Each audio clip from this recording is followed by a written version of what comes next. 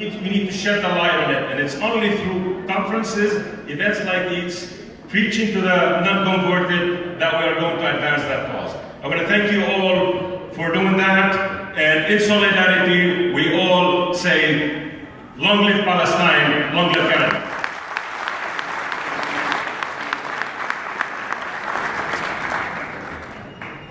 Thank you for this amazing message, Mr. Noor.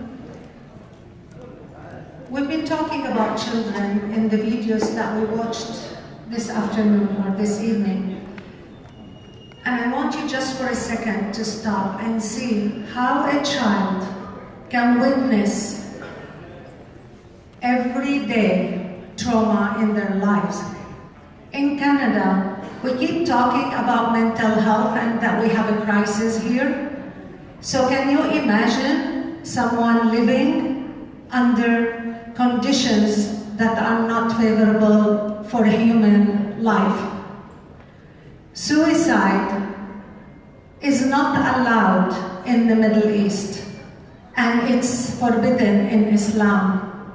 But people over there, they reached a point where they have lost hope and they have nothing to lose.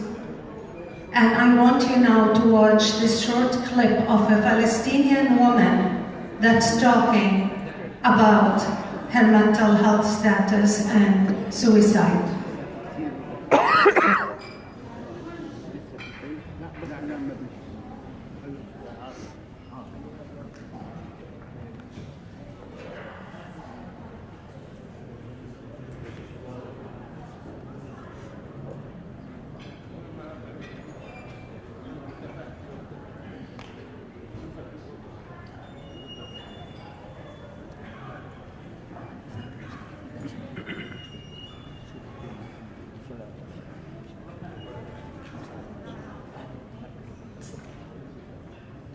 It seems we have some glitches in the system.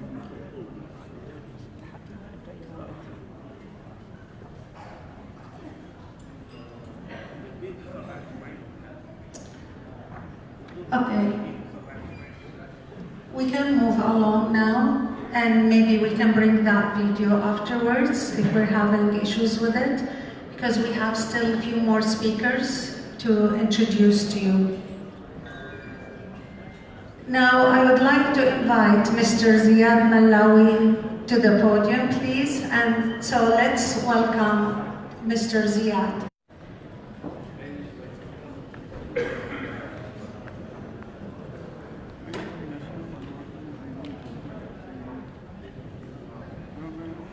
Good evening, everyone. مساء الخير. السلام عليكم. اسمي زياد ملاوي فريحات. أنا رئيس جمعية الأردنيين الكنديين وكندي مقيم بميسيساغا كندا منذ عام 65. عشت أول طفولتي. I lived my first childhood with Jordan, in Jordan, with everybody as one family, one nation. We worked, we studied, we played with Palestinian and Jordanian, not knowing any difference, because we are cousins. We have the same blood, the same feeling. Our Majesty King Hussein, God bless his soul, and confirmed by current King of Jordan, His Majesty King Abdullah said, Jordan and Palestine are one nation, not two. شعب الفلسطين والأردن شعب واحد مش شعبين هيك قال أبو حسين. We continue to strive as one nation. What hurt you, it hurt us. What benefit you, it will benefit us. We're all on a small planet, and we have to protect that planet. Peace is the only way, the only solution. Peace may cost, but war costs more. God bless you, God bless Canada, God bless Jordan, and God bless Palestine. Vive Palestine, long live Palestine, فلتحيا فلسطين.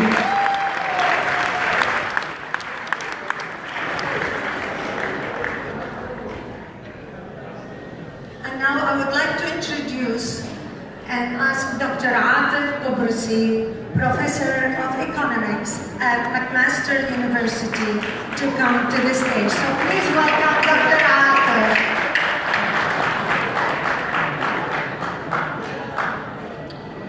أيها الحفل الكريم, ladies and gentlemen, distinguished guests.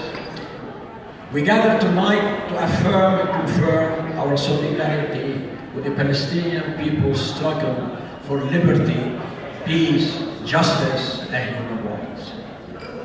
The Palestinian cause remains the central cause that brings all the Arabs together. All those who are trying to push the Palestinian from the center stage of Arab conscience and consciousness will never succeed. We people who believe in freedom and justice, we cannot exercise our freedom.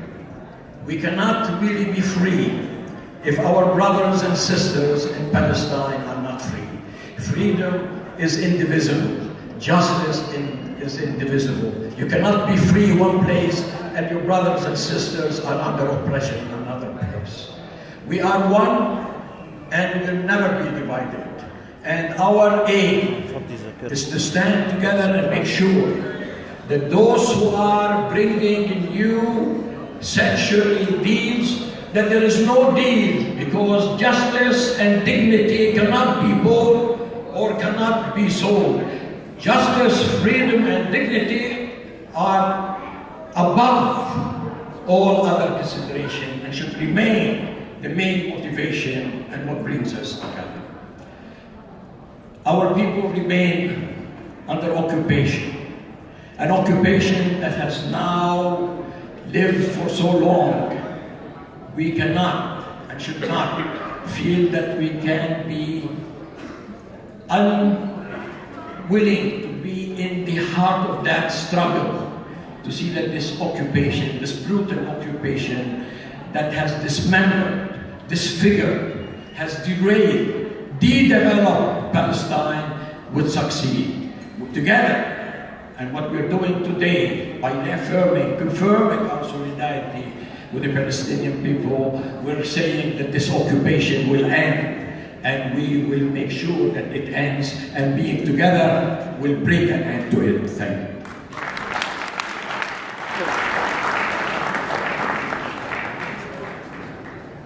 So that concludes our speakers for the night. But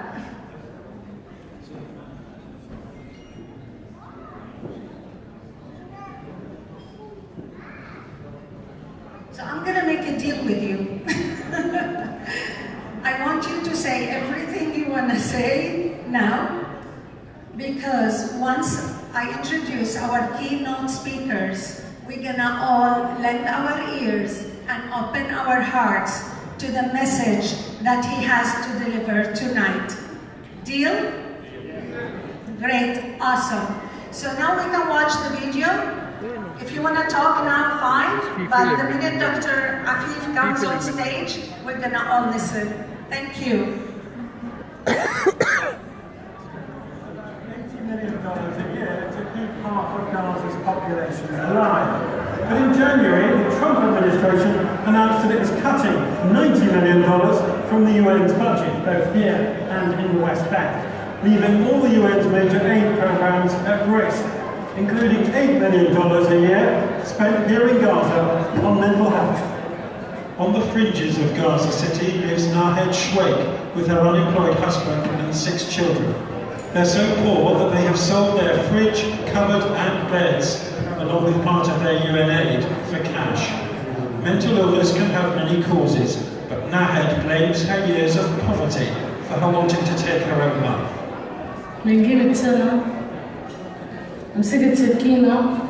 A year ago was the first time I tried to use a knife. Then I tried poison. I don't want to go out. I don't want to see anyone. I feel as if I'm suffocating. Nahed's bags full of pills include Prozac. Suicide is not only illegal here, but forbidden in Islam, so she's breaking a taboo in talking about it. She also admits she's been hitting her daughter in fits of rage. بتمنى هيك سحر وهذا سحور Next week will be Ramadan, she says. I hope I can make the meal. I have nothing in the house.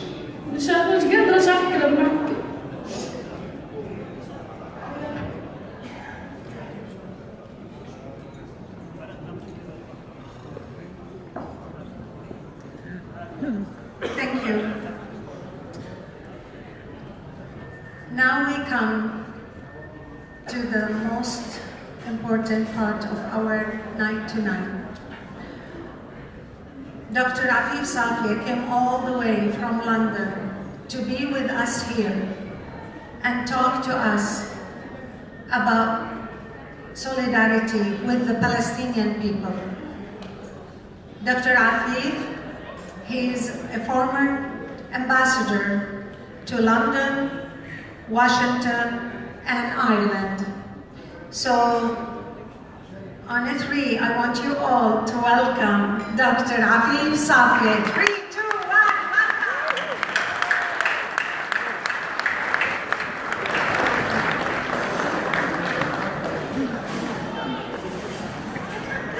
I forgot to tell you something. Dr. Afif Safieh just got twins, a male and a female, not himself. He's a grandparent now.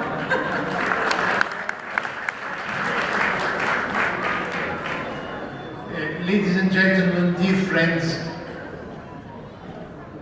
in the play written by Bertolt Brecht on Galileo, there is a powerful scene where Galileo in the court succumbs under the physical pressure, meaning the torture of the Inquisition, and retracts on his scientific findings. A disciple of his in the hall looks with disgust, and he says, "Unhappy are the people who have no heroes." To which Galileo answers, "No, my friend, unhappy are the peoples who still have a need for heroes." We obviously, my friends, are a people who still have a need for heroes. And I want to start my intervention by bowing in respect and paying tribute to the collective hero, the Palestinian people themselves, in Jerusalem, in Gaza, in the refugee camps of Syria and Lebanon, and all over the world, for their endurance, their resilience, their resistance. And I want to pay tribute to that collective hero. And I want to tell you that today we need another collective hero to show up again. It's the Palestinian diaspora.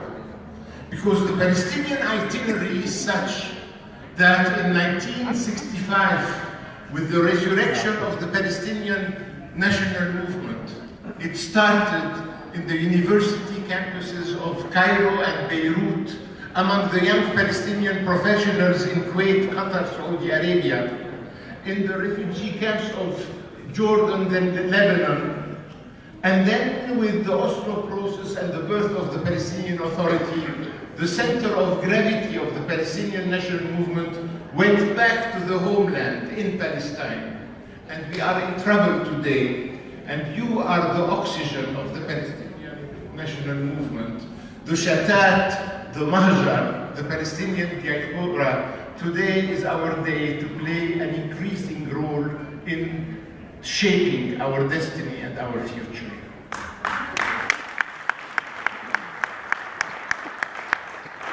Ladies and gentlemen, we, the Palestinian people, we have been the victims of European history.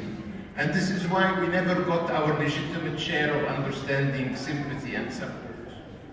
We have suffered 3 successive denials, and all denials are atrocious and nauseating. Holocaust denial is atrocious and nauseating, but we, the Palestinian people, have suffered 3 successive denials. First came the denial of our mere physical existence. You all remember the founding principle of Zionism, that Palestine is a land with no people for a people with no land. That was a conceptual genocide against our people and our rights. Our mere physical existence has been denied. Then, as we all know, we have been deprived and denied our national, collective, and individual rights. And thirdly, and this is the worst, we have been denied the recognition of the suffering and the pain and the injustice which were inflicted on us, and how often we Palestinians have heard those who chose our enemies saying and trivializing and banalizing our suffering. Ladies and gentlemen, we are not children of a lesser God. Our pain, our tears do count. Our victims are not nameless, fatherless, motherless, childless, and worthless. No, they are not. And we are not children of a lesser God. My friends, I don't like historical comparisons and analogies, and every tragedy stands on its own. And by the way, we know of no method or no mechanism to measure pain and quantify suffering. And I'm not in comparative martyrology. Had I been a Jew or a Gypsy, Nazi atrocities would have been the worst thing in the history of mankind. Had I been an American native, a Red Indian, it would have been the arrival of the waves of European immigrants which resulted almost in my total extermination. Had I been a black African, it would have been slavery in yonder centuries and apartheid in last century. And if I happen to be a Palestinian, and we happen to be Palestinians, it's the Nakba, the catastrophe of 1948. And ladies and gentlemen, humanity should consider all the above as politically unacceptable, morally inadmissible. And you are humanity. And I was very proud to see Jewish rabbis with us, members of the Canadian Parliament with us. You are lucky that you are in Canada, my friends. And we Palestinians are known to love our country of adoption as much as we like and love our country of origin. And today, with the concept of multiculturalism, identity and integration are no more incompatible. In a multicultural society, a community can preserve and cultivate its identity while working into furthering its integration. Identity and integration are not incompatible. And I believe Canada is an interesting case. It's a nation of nations, like the USA, but a much more decent version of the USA. Here at least, the political parties try to appeal to our intelligence, while there they are trying to appeal to their instincts. Here they appeal to our humanity, while in America, unfortunately, in recent experiences, politicians are appealing to our hatreds rather than our humanity, to our prejudices rather than to our principles, etc. So Canada, like the USA, is a nation of nations. This is why we expect an even-handed approach towards the Middle East issue, Israel-Palestine. Because I believe if a nation of nations, like the USA, takes sides with one belligerent actor, like it is doing today so blatantly, so unashamedly, it not only antagonizes all the other players in the region, but it also offends and ghettoizes and antagonizes a component of the social national fabric of the USA. As you are neighbors of the USA, as you know, it has not been easy to be a Palestinian American, an Arab American, or a Muslim American, because your country of adoption has been so insensitive to the ordeals and the pain of the country of origin. And you're not knowing. In a summary way, it has been said that Capitol Hill is another Israeli occupied territory that one day we need to liberate, if ever we. And there is a sad joke that says, why does Israel not want to be the 51st state of the United States of America? And the answer is that then they would have to satisfy themselves with only 2 senators.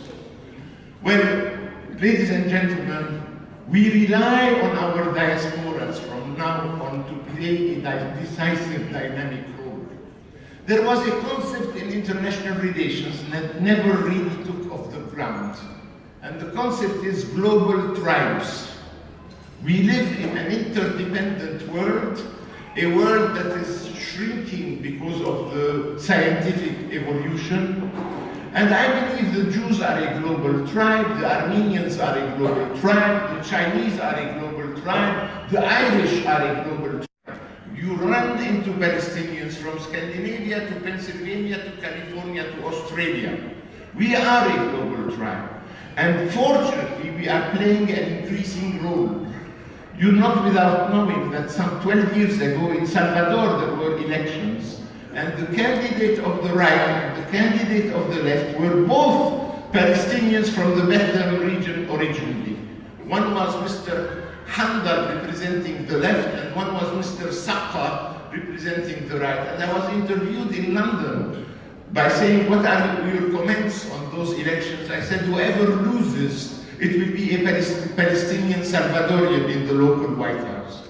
At one moment in the mini state of Belize, the Prime Minister was originally from El Biri, from the Musa family, and his Foreign Minister was from Beit Hanina, from the Shuman family. Interesting. And I believe that now in Canada we are beginning to see members of parliament coming from minority communities, the Syro-Lebanese, etc. And I believe one day, very soon, we'll see one of you representing in the Canadian Parliament the Palestinian Canadian community, global tribes. My friends, what's the situation today? It's tragic. The first observation I would like to make on this issue is to say, unfortunately for us Palestinians, the Nakba is not a frozen moment that has happened sometime in 48. Unfortunately, the Nakba is an ongoing process until today. Think of Jerusalem being de-Palestinized every day. Think of Gaza subjected to a suffocating, strangulating siege. Think of the Palestinians of the refugee camps in Syria on the periphery of Palestine, etc., etc. So the first observation, my friends, is that the Nakba is not a frozen moment that happened sometime in 48. Alas, it's an ongoing process. Number two, I believe that the constant Israeli policy, left, right, and center, whatever the political coloration of the government in place, the constant policy is and was how to acquire as much of our geography as possible with as little of our demography as possible. That was the policy. And 25 years after the beginning of the peace process, we have to state clinically today that what happened during those theoretical years of peacemaking was not an Israeli withdrawal out of occupation, but the expansion of occupation through the elastic growth of the illegal settlements. And my friends, today one has to say that each time in previous administration that the USA promised us pressure on the Israelis, it turned out that the political weight of the only remaining superpower is equivalent to Luxembourg, or Liechtenstein. So my friends, political struggle, and let me tell you, I do not belong to the optimistic school of thought that promises victory and salvation to the oppressed as a sort of predetermined outcome. Unfortunately, there is no predetermination. And I believe that in the Middle East, people should realize, and that should be the message, we either have one people too many now in the Middle East, this time it's we the Palestinians, or there is a state missing and needs to be created. The answer of the United Nations has been for the last 40 years, there is a state missing needing to be created. But I have news for you. History is still undecided. And our challenge, our task, is how to help history make the right choice, because it has often made the wrong choice, and history often has been the cemetery of oppressed people who have vanished into historical oblivion. And that should not be our fate. Will we rise up to the challenge? I believe, yes, we can.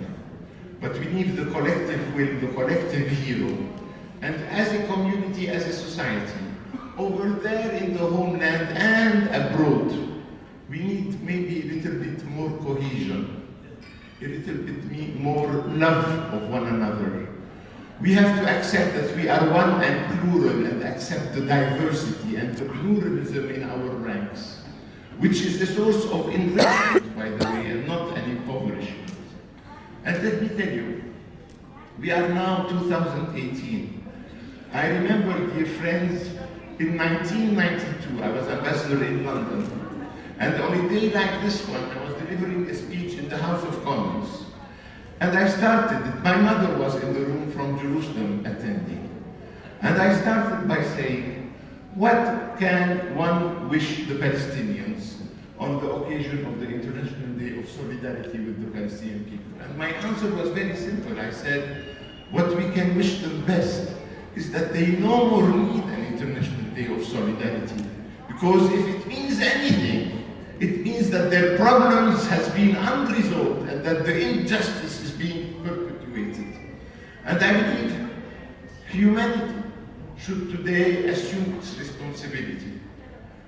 We have been unreasonably reasonable with the Palestinians. And it's interesting, in Israel-Palestine, the oppressor hates the victim much more than the victim hates the oppressor. It's intriguing, surprising, and fascinating phenomenon. We have been unreasonably reasonable, my friends, and yet we could not obtain satisfaction for the minimalistic demands of our expectation. I believe what happened in the 50 years of diplomacy, it wasn't the world aligning itself on our preferences. No, what happened is that we and the Arabs, we aligned ourselves on the international consensus, which was the two-state solution, which gives added responsibility to the international community because we adopted their preferred option, not ours. And I believe, my friends, since we, the Palestinians today, we have shown multiple times that we are respecting the commitments we took to the international community. The challenge today is whether the international community will respect its commitments towards our people.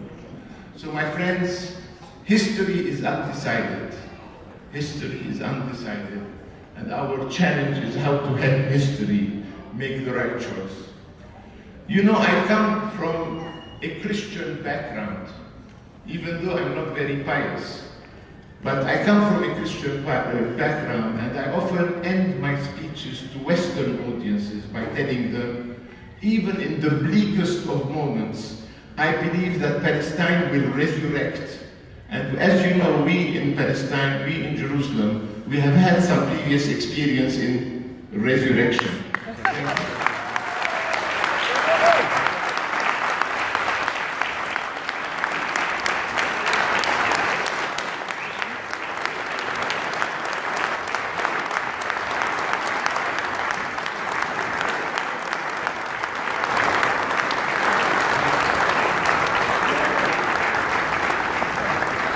Thank you, Dr. Afif, for this inspiration.